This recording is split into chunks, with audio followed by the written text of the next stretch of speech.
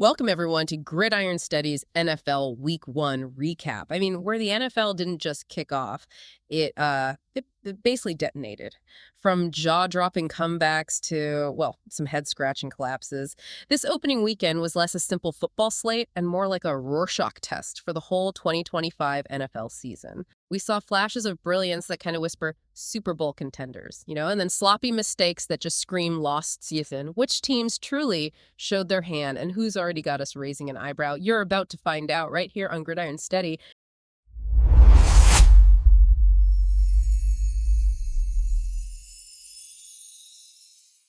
Okay, let's unpack this then. Week 1 always delivers drama, that's for sure. And some teams certainly made a statement. Some gloriously good, some, well, alarmingly bad. What really caught your eye first in terms of resilience, or maybe the stark opposite? Because for me, that Bills-Ravens classic on Sunday night, wow, just an absolute spectacle. Pure, unadulterated, nail-biting football drama. We're talking about an NFL comeback for the ages there. Oh, absolutely. It really was a microcosm of what makes this league just so captivating, wasn't it? On one side, you had Buffalo pulling off that absolutely stunning 15-point comeback in just 4 minutes. When we really dig into the Bills-Ravens recap, the data shows something interesting. Like from the 5.30 mark in the fourth quarter, Buffalo completely shifted their offensive thinking. Right. They went from being pretty balanced to this almost exclusively run-heavy, RPO-focused scheme on the critical downs. They were really leveraging Josh Allen's, unparalleled ability to extend plays outside the pocket. And this wasn't just brute force. It felt like a calculated strategic adjustment. Yeah. It totally disarmed Baltimore's cover 3 defense, which, let's be honest, had been dominating for 3 quarters. Yeah, they looked really good up till then. They did. It looked like Buffalo identified maybe a subtle fatigue in Baltimore's edge rushers, and they just systematically exploited those contained assignments. They turned what looked like a sure defeat into, a stunning victory. And Allen, like you said, didn't just lead the comeback. He was rewriting franchise rushing records, not just through sheer will, though that was part of it, but through smart exploitation of Baltimore's late-game predictability. It really showcases how vital that culture and grit are, translating into actual on-field execution under immense pressure. That tactical pivot you mentioned, that shift to more RPO, more Allen running, that felt like exactly what separated them. It wasn't just wanting it more, like people say. It was about making smart, decisive adjustments when the game was actually on the line. And that brings us to the flip side, doesn't it? Baltimore. That dramatic unraveling. Their offense had been, producing fireworks for 3 quarters, looked explosive, well-coordinated, picking apart the Bills' secondary. But then, with the game truly on the line, that offensive spark just poof, flickered out completely. What happened there? From a strategic view. Well, what's fascinating, and I think quite concerning if you're looking at the Baltimore Ravens struggles, is just how quickly a dominant performance can evaporate when that resilience or maybe the ability to adjust just isn't there. For the first 45 minutes, Lamar Jackson was carving up the Bills. He was targeting the middle of the field, exploiting single coverage. He looked unstoppable for a while. He really did. But in that critical fourth quarter, Buffalo started showing more complex blitz packages, dropping into these hybrid man-zone coverages. That forced Jackson to hold the ball just a fraction longer. And Baltimore's offensive line, which had been pretty solid, started to buckle under that sustained pressure. You saw hurried throws, a total lack of rhythm. If we connect this to the bigger picture, this kind of inability to finish games, especially after building such a big lead, that could be a significant problem for John Harbaugh down the road. Elite teams don't just win, they close games out. Teams that can't close like that, especially against good opponents, they just don't last in January. Period. It feels like a critical flaw, maybe highlighting a lack of mental toughness or perhaps strategic agility in those highest leverage moments. Absolutely. It's such a clear sign of a team's real character, isn't it? And speaking of resilience, we want to hear from you listening. What was the most resilient moment you saw from any team in NFL Week 1? Maybe it was a defensive stand, a game-winning drive, some unexpected individual play. Let us know. Drop your insights in the comments below. We're really curious to hear your takes on those moments that showed true grit. But the Bills weren't the only team making a bold statement. Green Bay, for instance. They seemed to basically validate their entire offseason strategy in one game, showing us those early dividends, their big moves, landing a game record like Micah Parsons, who thought they could get him. And then entrusting the future to Jordan Love is a bold gamble, right? Moving on from a legend. But it seems like it's paying off, like right out of the gate, especially in that Packers Week 1 showing. Oh, indeed. The Packers Week 1 performance was, a comprehensive validation, almost like a blueprint for how to execute a rebuild while somehow staying competitive. Their defense was just absolutely dominant against Detroit, the team many people had pegged as an NFC North favorite, right? Yeah, lots of hype around the Lions. Exactly. Yeah. And Micah Parsons' impact, immediate, undeniable. He wasn't just rushing the passer. He was blowing up run plays in the backfield, forcing hurried throws, creating just constant disruption. I think the stats were, 2 sacks, 3 tackles for loss, several pressures that led directly to incompletions, just wrecked the game plan. His versatility let their defensive coordinator, Joe Barry, deploy more aggressive, varied schemes. He could trust Parsons to win his matchups. And then on the other side, the Jordan Love debut was, remarkably composed, efficient, completed over 70% of his passes, I think, 2 touchdowns, and crucially, no turnovers. That's huge for a young QB. It is. He wasn't just managing the game. He was making smart reads against a pretty complex Detroit defense, delivering accurate passes, showing a command of the offense that, frankly, few expected this early. This wasn't just a win. It felt like a powerful statement about their commitment to their young QB and their belief in their new defensive cornerstone. It really signals a new era for the NFC North. And here's where it gets really interesting, I think, and it highlights those early NFC North implications you mentioned. Not only did their big moves pay off, but they did it against last year's, media darling. Detroit, despite all the hype, the positive stories, the hard knocks glow, they looked almost trapped by a conservative offensive scheme against Green Bay. Our breakdown suggested a couple of key tactical things that seemed to hamstring the Detroit Lions offense. They ran way fewer play-action passes on early downs compared to last season. That's a clear step away from what makes Jared Goff effective, right? Yeah. He's at his best selling the run, then attacking downfield. But they seem to default to shorter, more horizontal passes when faced with Green Bay's pass rush, led by Parsons. It felt like that approach kind of stripped Goff of his best trait, his aggression, his willingness to push the ball vertically. And this isn't just some vague lack of aggression thing. It feels like a measurable step back in their offensive coordinator trusting Goff on those riskier plays. Maybe because they were over-respecting Parsons. I don't know. So, yeah, it's only week 1, but the early read, it kind of feels like the NFC North might now belong to Green Bay's gamble. Completely shifts the dynamic from what everyone predicted just weeks ago. That's a really sharp observation, and the tactical points are spot on. Detroit's struggles with creativity against that tough Green Bay defense really did highlight the Packers' strategic smarts and adaptability. If we connect this to the bigger picture, the division of a race, if Detroit keeps playing that conservatively and Goff isn't allowed to really use his strengths, which include taking calculated risks, throwing deep off play action, then Green Bay has laid down a pretty significant early marker in the NFC North. It's early, sure, but it's a powerful sign of a potential power shift, especially when you factor in the Micah Parsons impact. That game's a crucial benchmark for both teams going forward. Okay, moving on from the big comebacks and the powerful statements, we also saw some truly, ugly football and some surprising turns that make you wonder, are these teams for real or just, a week 1 mirage? Because frankly, the Bengals-Browns analysis, that game was a real struggle, especially for Cincinnati. They survived Cleveland 17-16 in what you could generously call a slog, a complete slog. Joe Burrow and the Bengals offense looked, alarmingly flat, averaging under 3 yards per play. Yeah, that's rough. That's not just a minor blip, right? That's a significant underperformance for an offense loaded with Pro Bowl talent. Now, look, survival counts, especially in the division, that's important. But the questions about their offensive cohesion, their play calling, and the Joe Burrow performance, they remain wide open. You just expect more, much more from an offense with that much firepower. Well, and this raises a really important question, especially thinking about the AFC North recap. Can a strong young core, like Cleveland seems to have, potentially make up for a less than ideal or at least inconsistent quarterback situation? It's a fascinating dynamic to watch. While Cincy struggled offensively, Cleveland's rookies, particularly running back Dylan Sampson and receiver Harold Fannin Jr., they looked absolutely ready for the spotlight. They did pop, didn't they? They really did.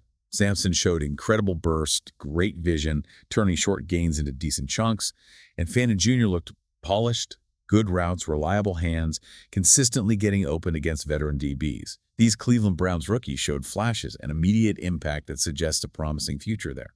This contrast is struggling established offense versus the burgeoning young core. That's something we absolutely need to watch closely, because if Cleveland can keep developing these young guys, they might surprise a lot of people in this division, even with question marks at QB. And their defense, too, played lights out. They really shut down a potentially potent Bengals offense, never let them find a rhythm. And speaking of surprises, the Colts definitely delivered one.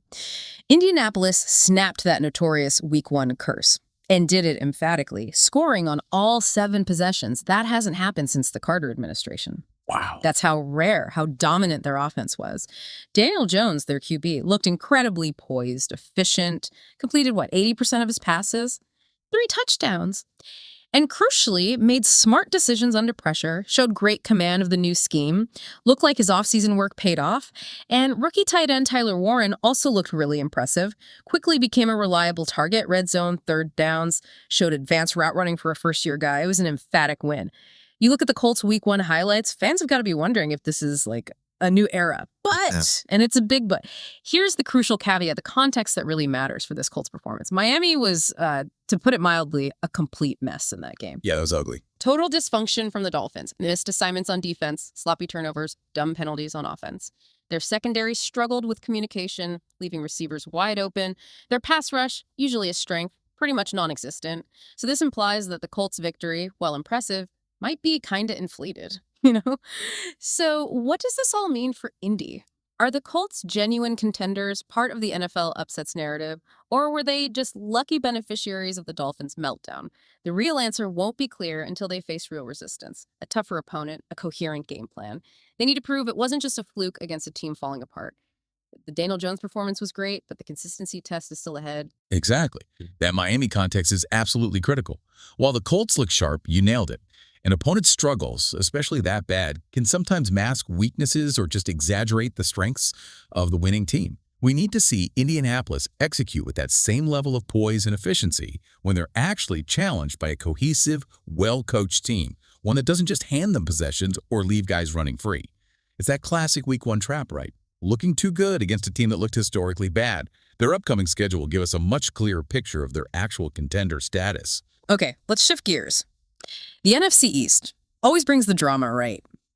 And Week 1 was no different. Plus, we saw 2 legendary QBs play, but with very different results for their teams. Reminds us talent isn't always enough.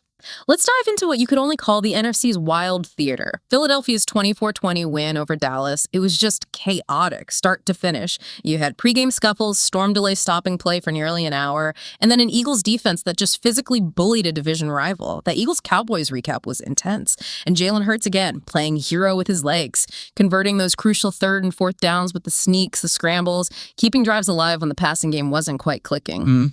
Vintage Hurts in those spots. But there was a pretty significant red flag for the Eagles we can't just ignore. A.J. Brown. Goose egg on the stat sheet. 0 catches, 0 yards.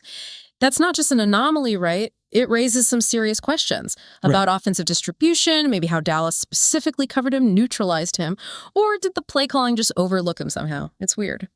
On the other side, the Dallas Cowboys, they looked good enough to win. They really did. Only to, drop the ball, literally. Yeah, those turnovers were killers. 2 critical turnovers in the red zone, a fumbled snap, an interception on a potential game-winning drive. It just felt like déjà vu for Dallas. The same familiar story playing out again. Capable, competitive, but ultimately never quite clutch when it matters most. Those Dallas Cowboys struggles in critical moments against a rival just continue. And if we connect that to the bigger picture, it really highlights that individual talent, which Dallas has plenty of, isn't always enough to close out a tough division rival, especially not in the pressure cooker of the NFC East rivalry. Dallas, despite having Pro Bowlers all over, just can't seem to find that extra gear or execute perfectly in those most critical moments, those high-stakes games. Their red zone efficiency, which was a worry last season, seems like it's still an ongoing issue. The Eagles, though, even with issues like the A.J. Brown thing, which was probably, like you said, a mix of Dallas's coverage and Hurts looking elsewhere, they found a way. Through sheer physical will and Hurts' dynamic plays, that says a lot about their team identity, their resolve. Winning ugly still counts, right? Yeah, it absolutely does. And that's a perfect lead into my next question for you, the listener. Who do you think has the early edge in the NFC East after Week 1? Is it the Eagles, the Cowboys, despite the loss, or maybe another team showing early promise? We definitely want to hear your takes in the comments. Get involved in the discussion about this NFC East rivalry. Okay, now let's talk about 2 legends. Aaron Rodgers and Patrick Mahomes. Their Week 1 performances were definitely a study in the value of context, showed us that while individual brilliance is undeniable, roster depth often wins seasons. Aaron Rodgers, now in Pittsburgh, black and gold, delivered 4 touchdowns. Looked like it was 2014 all over again. You looked shut. A remarkable rebirth. Vintage performance from a future Hall of Famer. Incredible touch on deep balls, pinpoint accuracy in the red zone, uncanny ability to extend plays, and his team's defense provided just enough support to survive. They bent, didn't break, let his offensive heroics seal the win for the Aaron Rodgers Steelers. And then you have Patrick Mahomes. Breaks Dan Marino's record for touchdown passes before age 30. I mean, that's an incredible feat. Further cements his status as an all-time great. His individual talent is it's undeniable. He keeps defying expectations, rewriting record books. Even when facing adversity, he put on a clinic, showcased that unparalleled arm talent, creativity, improv skills, deliver some amazing Patrick Mahomes records. However, when we look beyond the stat sheet, the actual outcome, the story shifts quite a bit, doesn't it? Yeah, this really hammers home that point, doesn't it? Both quarterbacks prove their talent is immortal, capable of these incredible individual games, but the critical difference, it lays squarely in their support systems.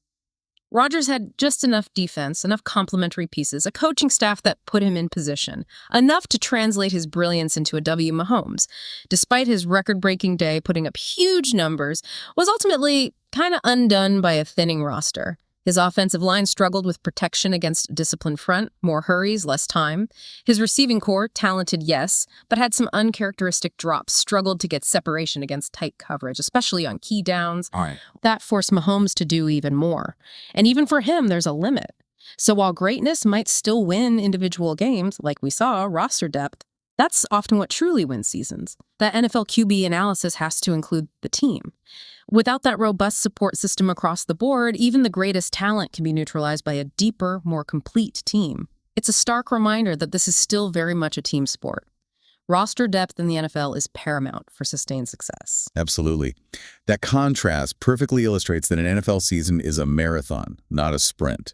While a legendary QB can definitely elevate a team in a single game, the sustained grind of a full season, especially through injuries, tough matchups, requires a strong supporting cast. Everywhere. Mahomes' experience just underscores that even elite talent needs consistent production, reliability from all 3 phases: offense, defense, special teams. That thinning roster meant there were just too many holes for even him to cover up consistently. It really highlights the importance of a balanced team build and how that fundamentally impacts whether you're truly one of the NFL contenders. It's a crucial lesson about team construction in this league. All right, so after all that excitement, the flashes of brilliance, those glaring red flags, what are the big takeaways? What threads are starting to emerge from this Rorschach test of a week that could define this season? Because for me, the most striking early theme, thinking about 2025 NFL season predictions, is just that resilience rules. We saw Buffalo, Green Bay, Indianapolis, all showcase the immense value of toughness, strategic adjustments, organizational strength. It trumped mere flash or individual talent in those games. They weren't always the prettiest wins, maybe, but they were gritty, well executed, showed a clear mental fortitude that should serve them well this season. This resilience isn't just bouncing back, it's making smart in-game adaptations. And what's fascinating here is how even established stars like Lamar Jackson and Joe Burrow are facing that early scrutiny. It reminds us that nobody is safe from the Week 1 microscope. Every single performance gets judged under intense pressure, which speaks to another crucial early theme: the quarterback crossroads. Week 1 definitely raised more questions than answers for several prominent QBs, beyond just those dramatic finishes we talked about. Lamar looked phenomenal for 3 quarters, then faltered late, showed maybe a lack of consistent execution when it mattered most. Joe Burrow, as we said, looked alarmingly flat, struggled to even move the ball. But it wasn't just them, right? You saw other cornerbacks, maybe rookies, maybe mid-tier veterans, have moments that left you wondering about their true capabilities or their team's offensive direction. It just highlights the immense pressure on these guys to perform consistently right from day one, and how quickly those narratives can shift. Their early struggles could be really significant in figuring out which teams might be NFL dark horses or which are actual contenders. Yeah, definitely. And building on that, another theme that Week 1 just screamed at us, roster fatigue is real, and it hits fast. Baltimore's collapse, Kansas City's exposed depth, Miami's outright implosion, all just stark reminders. NFL seasons are long, they're grueling, And those thin margins crack fast. If you don't have that depth, if you don't have that collective strength to weather injuries, missed assignments, or just a tough opponent, even a slight stumble in week one can expose massive vulnerabilities. Vulnerabilities that will haunt you for weeks, maybe months. It's a painful lesson, but an enduring one about the brutal nature of this league and what it really takes to be a true NFL contender. Exactly. And that's why week one is less prophecy than prologue, right? It sets the stage, introduces the characters, hints at the conflicts, but it's far from the final act. Yet, for all the excitement, the Bills come back, Rodgers looking reborn, the Packers rise, the red flags were just as loud. We saw some teams we thought were contenders already showing cracks. Baltimore's finish, KC's depth issues. But on the flip side, some teams pegged as rebuilders, maybe the Colts, Jaguars, Cardinals, they're starting to look like they might disrupt the script entirely, offering unexpected promise, hinting at potential NFL dark horses. So what's the enduring lesson here? From all this week one chaos and clarity, in a league that is just utterly obsessed with quarterbacks, week one reminded us of something maybe more fundamental, more enduring. Resilience beats talent when the clock runs down. It's that ability to fight, to adapt, to execute under pressure as a unit that ultimately makes the difference, even when facing individual brilliance on the other side. It's about the strategic mind, the physical toughness, and just the collective will of the entire roster. And if we connect that to the bigger picture, it just underscores that while, individual brilliance is captivating, gets all the headlines, team-wide grit, strategic organization, and that collective ability to finish, that's what often wins the day, especially in the tight margins of the NFL. It's not just about who has the best QB. It's about which team can weather storms, make critical adjustments, and execute when it matters most.